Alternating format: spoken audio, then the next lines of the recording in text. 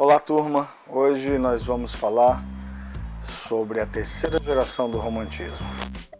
Essa terceira geração da nossa poesia romântica é uma geração que se diferencia das demais por abordar um tema bem específico ou por abordar temas específicos que se diferenciam daquele início das gerações poéticas brasileiras ou daquele início da poesia romântica brasileira. A gente sabe que o romantismo trouxe uma identidade para a literatura brasileira que não existia até então.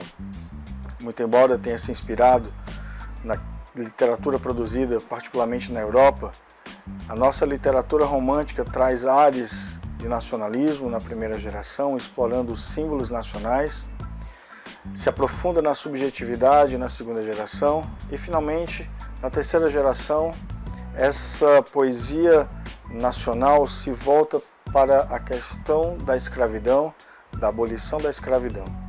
Era uma temática importante para a segunda metade do século XIX, era uma temática que estava presente nos círculos sociais, particularmente na burguesia liberal, tanto na Europa quanto no Brasil. É claro que essa temática não está dissociada das questões econômicas que estavam por trás de certas decisões.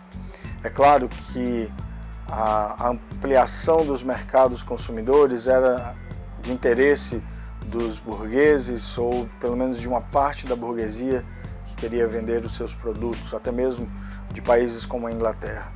Mas nós não vamos entrar nesse mérito e muito menos nessa questão porque, na verdade, o nosso enfoque é no que havia de humanitário por trás da poesia que foi produzida na terceira geração. Essa geração, que como eu disse é chamada de geração social, tinha como símbolo uma ave que não é uma ave nacional, que não é uma ave brasileira, mas é uma ave que é capaz de voar muito alto, que a poesia social gostaria de alçar, podendo enxergar do alto as mazelas da sociedade. E aí vocês já percebem que existe uma grande diferença entre a poesia da terceira geração e a poesia da segunda geração. Essa é uma poesia, ou essa é uma geração de poetas que se volta para o social, que se volta para um mundo que está ao seu redor, que se volta para as questões que não dizem respeito apenas à sua subjetividade ou que dizem respeito ao seu interior, mas é uma geração que está interessada e que busca literalmente se voltar para a realidade que está ao seu redor. Essa é uma diferença importante. E novamente eu relembro, as gerações poéticas elas não foram gerações, digamos, cronológicas, mas sim temáticas. Então, quando eu digo que essa geração está interessada nas questões sociais, eu não estou dizendo que essa geração passou a existir numa sequência cronológica após a segunda geração. Na verdade, não. Os poetas de terceira geração conviveram com poetas de segunda, de primeira geração, conviveram com escritores realistas. Enfim, o século XIX é um século rico em produção literária, particularmente a segunda metade do século XIX. E é justamente nesse contexto que nós vamos aprender um pouco, ou pelo menos vamos conversar um pouco sobre o maior dos poetas de terceira geração, Castro Alves. Castro Alves, baiano, nasceu no interior da Bahia. Ele teve uma vida curta, porque morreu muito jovem, mas extremamente produtiva do ponto de vista artístico-literário.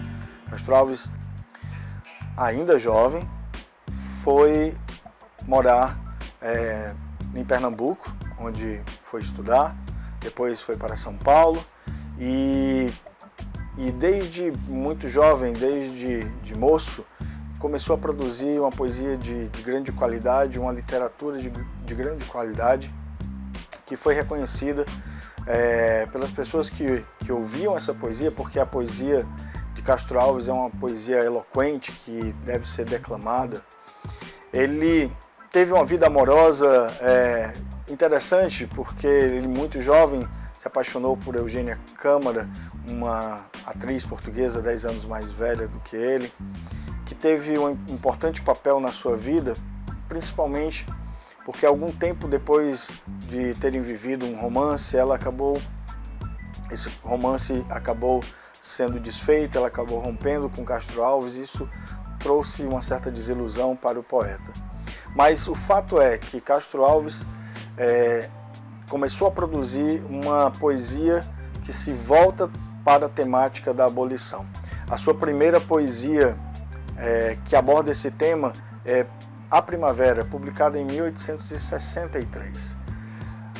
Castro Alves foi para o sul do país, naquela época, né, para o sudeste do país. Lá ele conheceu outros escritores e vivenciou um momento de uma fatalidade. Em um acidente, um tiro acabou acertando o seu pé esquerdo. Esse pé, correndo o risco de ser gangrenado, acabou sendo amputado, e a saúde do Castro Alves, que já não era tão boa, ela foi comprometida. Ele volta para Salvador para se tratar de uma tuberculose, mas infelizmente falece aos 24 anos de idade. Muito jovem, mas como eu já falei, com uma produção literária de qualidade e que é reconhecida até os dias de hoje. Castro Alves, portanto, foi o grande poeta, conhecido também como poeta dos escravos, que produziu obras como Os Escravos, como eu já falei, Espumas Flutuantes, A Cachoeira de Paulo Afonso. Ele produziu também uma peça, um drama, que foi Gonzaga, ou a Revolução de Minas. A característica da obra de Castro Alves insere vários elementos, entre os quais nós temos o uso de figuras de linguagem, como a metáfora, a antítese e as hipérboles. Castro Alves tem uma predileção pelos espaços amplos, e essa predileção não é à toa. A presença de elementos da natureza, como o mar, o céu, a amplitude do infinito, do deserto, as montanhas, esses elementos grandiosos, eles estão presentes na poesia de Castro Alves e trazem para esse contexto a grandiosidade dos temas que ele aborda.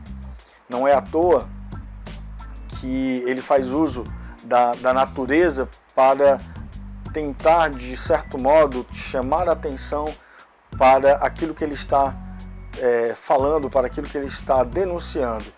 No caso, a necessidade de abolir-se a escravidão, ou as dores pelas quais passavam aqueles seres humanos que foram escravizados, deixando as suas terras e trazidos para o nosso país para aqui servirem e muitas vezes serem violentados, serem maltratados de forma completamente desumana. Essa é uma denúncia que Castro Alves faz na sua poesia, como por exemplo em Navio Negreiro. Nós observamos que Castro Alves denuncia essa realidade, e essa realidade, muito embora algum tempo depois tenha mudado, ou pelo menos em parte tenha mudado, ela ainda se faz muito presente. Se nós observarmos bem, a Lei Áurea, ela não chegou de fato a mudar a condição das pessoas que outrora foram escravas, porque não lhes deu condições de ascensão social, não lhes deu condições.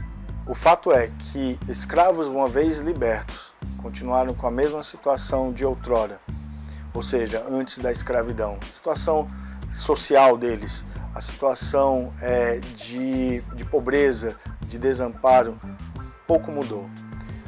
Nos dias atuais, mais de 100 anos após a produção literária de Castro Alves, ainda vivemos situações muito parecidas com aquelas do século XIX. A escravidão ainda se manifesta em vários contextos, não só no nosso país, mas em outros contextos do mundo.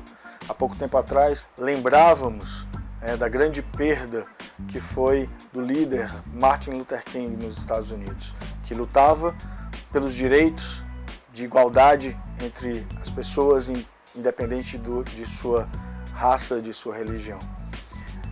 Então essas questões elas ainda estão muito presentes nos dias atuais, passados mais de 100 anos